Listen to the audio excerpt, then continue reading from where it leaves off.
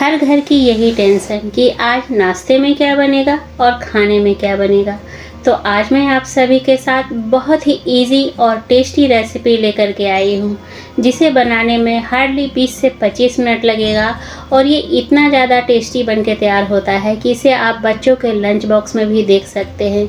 देखने में ही ये केवल सुंदर नहीं, लिटरली खाने में भी ये बहुत ही ज़्यादा टेस्टी होता है। तो चलिए बना लेते हैं।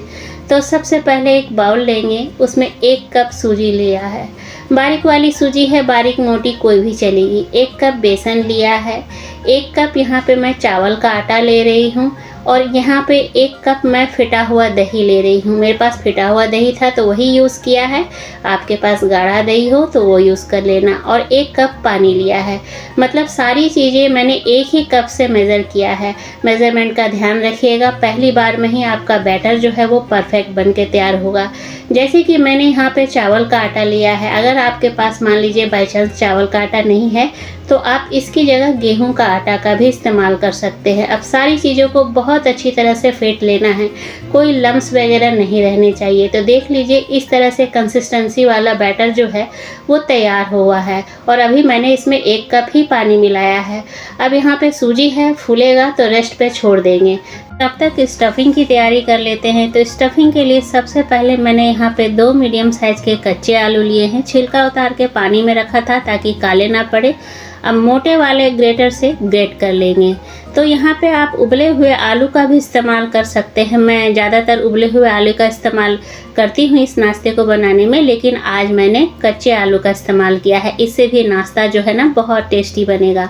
तो आलू को पानी में ही डायरेक्ट ग्रेट किया है ताकि काले बिल्कुल ना पड़े। तो अब इन आलू के लच्छों को साइड कर देंगे। अब यहाँ पे 1 मीडियम साइज़ का गाजर लिया है, इसे भी मोटे वाले साइड से ही ग्रेट कर लेंगे। तो यहाँ पे गाजर भी मैंने अच्छी तरह से ग्रेट कर लिया है। अब यहाँ पे पैन गरम होने के लिए चढ़ाएंगे और 2 छोटा चम्मच सरसों का तेल डाल देंगे। मैं यहाँ पे सरसों का तेल यूज़ कर रही हूँ, आप रिफाइंड भी यूज़ कर सकते हैं। तेल अच्छी तरह से गर्म हो गया था तो मैंने यहाँ पे 1 छोटा चम्मच राई यानी कि सरसों डाल दिया है। अब यहाँ पे आधा छोटा चम्मच जीरा डाल देंगे। तो यहाँ पे मैंने आधा छोटा चम्मच जीरा भी डाल दिया है। 1/4 यहाँ पे हींग डाल दे रही हूँ। फ्लेम को यहाँ पे बिल्कुल लो रखेंगे ताकि मसाले हमारे जले नहीं। थोड़ा सा मैंने यहाँ पे करी पत्ता डाल दिया है और एक बार इन मसालों को चला लेंगे। और इसके बाद यहाँ पे मैंने 1 लाल मिर्च लिया है, इसे हाथों से ही छोटे छोटे टुकड़ों में तोड़ करके डाल दिया है मैंने। एक बार फिर से चला लिया मैंने। अब यहाँ पे 1 चम्मच बारीक कटा हुआ अदरक है। 1 चम्मच मैं यहाँ पे बारीक कटा हुआ हरी मिर्च ले रही हूँ। मैं इस नाश्ते को बिना लहसुन प्याज के बना रही हूँ। इस नाश्ते को आप व्रत में भी बना करके खा सकते हैं, या फिर आप लहसुन प्याज नहीं खाते तो आपके लिए तो ये बेस्ट ऑप्शन रहेगा। बहुत ही टेस्टी नाश्ता है ये। कुछ सेकंड लहसुन अदरक को भूनने के बाद यहाँ पे जो हमने 2 कच्चे आलू ग्रेट करके रखे थे उसको यहाँ पे डाल देना है। फ्लेम को यहाँ पे मीडियम टू हाई कर देंगे और अच्छी तरह से आलू को पहले 2 मिनट के लिए पका लेंगे। तो एक बार मसालों के साथ आलू को अच्छी तरह से मिला लीजिए। उसके बाद ढक करके इसे 2 मिनट के लिए लो फ्लेम पे छोड़ दीजिए। तो 2 मिनट हो गए थे, यहाँ पे मैंने ढक्कन हटा दिया है। आलू जो है बहुत अच्छी तरह से सॉफ्ट हो गया। देखिए ये नाश्ते को मैं बिना लहसुन प्याज के बना रही हूँ, आप इसे व्रत पे बना सकते हैं। अब चूँकि मैंने यहाँ पे चावल का आटा डाला है तो बहुत चावल का आटा जो है व्रत में यूज़ नहीं होता है, तो आप क्या कर सकते हैं, कुटू का आटा, सिंघाड़े का आटा यूज़ कर सकते हैं।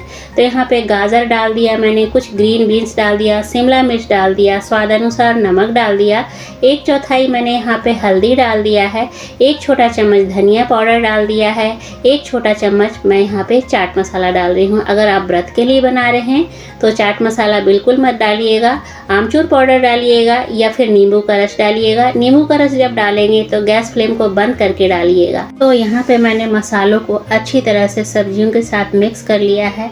अब फ्लेम को लो टू मीडियम करके 2 मिनट के लिए ढक के पका लेंगे। ध्यान रखेंगे कि जो हमने सब्जियां डाला है उसे पूरी तरह से हमें पकाना नहीं है, हल्का सा क्रंचीनेस बना रहना चाहिए। इसीलिए हमने आलू को सबसे पहले पकाया, क्योंकि आलू में क्रंचीनेस अच्छा नहीं लगेगा ना, वो पूरा पका हुआ होना चाहिए और बाकी सब्जियों में क्रंचीनेस अच्छा लगेगा। 2 चम्मच के तकरीबन स्वीट कॉर्न डाल दिया, 1/4 गरम मसाला डाल दिया, थोड़ा सा हरा धनिया डाला। स्वीट कॉर्न मैंने लास्ट में इसलिए डाला क्योंकि स्वीट कॉर्न जो है ना वो उसे ज़्यादा पकाने की ज़रूरत नहीं है, वो कच्चा भी बहुत अच्छा लगता है। जब आप नाश्ता खाएंगे तो स्वीट कॉर्न का हल्का सा मिठास आपको बहुत अच्छा लगेगा। इसकी जगह आप किशमिश भी डाल सकते हो। इधर बैटर जो है बहुत अच्छी तरह से रेस्ट कर गया, सूजी पूरी तरह से फूल गया है। आप कंसिस्टेंसी देख सकते हैं कितना ज़्यादा थिक हो गया है। तो कंसिस्टेंसी को परफेक्ट करने के लिए 1 कप मैंने पानी लिया है, आधा कप पानी डालेंगे। एक बार में पूरा पानी नहीं डालेंगे, आधा कप पानी पहले डाल लेंगे, उसके बाद कंसिस्टेंसी एडजस्ट करेंगे, ज़रूरत लगेगी तो और पानी डालेंगे। तो यहाँ पे ये देखिए बिल्कुल परफेक्ट कंसिस्टेंसी वाला बैटर तैयार हो गया है। इस बैटर को अगर आप सुबह सुबह ब्रेकफास्ट में बनाना चाहते हैं तो रात में ही डाल दीजिएगा। देखिए आधा कप पानी बच गया है, यानी इसको बनाने में मुझे 1.5 कप पानी लगा। स्वाद अनुसार नमक डाल दिया है, 1/4 मैंने यहाँ पे बेकिंग सोडा, खाने वाला सोडा डाल दिया है। अगर आप रात में बैटर घोलेंगे तो आपको बेकिंग सोडा डालने की ज़रूरत नहीं पड़ेगी। तो यहाँ पर डाल करके अच्छी तरह से मिक्स कर लेंगे। ये देखिए बिल्कुल परफेक्ट कंसिस्टेंसी तैयार हो गया है। इसी तरह का बैटर हमें चाहिए था। तो अब क्या करेंगे, गैस ऑन करके एक कढ़ाई गर्म होने के लिए चढ़ा देंगे। मैं यहाँ पे मिट्टी का कढ़ाई का यूज़ कर रही हूँ। आपके पास अगर एल्युमिनियम का, स्टील का छोटे साइज का कढ़ाई हो तो आप यूज़ करना, या फिर पैन हो, तवा हो, जो भी आपके पास हो उसका यूज़ करना। हल्का सा ऑयल ग्रीस कर लिया है। अब 1 बड़ा चम्मच यहाँ पे बैटर डाल देंगे, हल्का सा फैला देंगे और यहाँ पे सेंटर में क्या करेंगे, सेंटर में जो हमने स्टफिंग बनाया है वो डाल देंगे। तो यहाँ पे मैं कढ़ाई का यूज़ इसलिए कर रही हूँ ताकि नाश्ता जो है सब बराबर बने। पैन में या तवे पे बनाने से क्या होता है, बैटर जो है पूरी तरह से फैल जाता है। लेकिन अगर आपके पास छोटे साइज का कढ़ाई ना हो तो आप पैन और तवे में बना सकते हैं। अब 1 चम्मच ऊपर से बैटर फिर से अच्छी तरह से डाल देंगे, हल्के हाथों से चारों तरफ फैला देंगे। अब ये देखने में सुंदर लगे इसलिए ऊपर से थोड़ा सा हरा धनिया डाल देंगे और यहाँ पे थोड़ा सा चिली फ्लेक्स डाल देंगे ताकि देखने में बिल्कुल सुंदर लगे, अट्रैक्टिव लगे। अब क्या करेंगे, यहाँ पे हमें इस नाश्ते को स्टार्टिंग से लास्ट तक लो फ्लेम पे ही पकाना है, क्योंकि ये बन डोसा है, मोटा है, तो ये अंदर तक अच्छी तरह से पक जाना चाहिए। इसलिए स्टार्टिंग टू लास्ट इस नाश्ते को हमें लो फ्लेम पे ही पकाना है। अब पलट के थोड़ा सा ऑयल डाल देंगे और फिर से इसे ढक देंगे। तो यहाँ पे आप देख पा रहे होंगे नाश्ता जो है दोनों तरफ से बहुत अच्छी तरह से सिक गया है। आप देखिए लुकिंग में कितना ज़्यादा सुंदर है, बहुत ही सुंदर लग रहा है देखने में। तो बाकी सारे नाश्ते को भी इसी तरह से बना लेंगे। इस बात का ध्यान रखिएगा इस नाश्ते को बनाने में कि फ्लेम को बिल्कुल लो रखना है। तो यहाँ पे 1 बड़ा चम्मच मैंने बैटर डाला, सेंटर में स्टफिंग डाला, फिर से 1 बड़ा चम्मच ऊपर से स्टफिंग डाल दिया है, हरा धनिया डाल दिया है, चिली फ्लेक्स डाल दिया है और फ्लेम को बिल्कुल लो रखा है। तो एक एक करके सारे नाश्ते को हम इसी तरह से बना लेंगे। तो ये देखिए ये नाश्ता हमारा बनके रेडी हो गया है।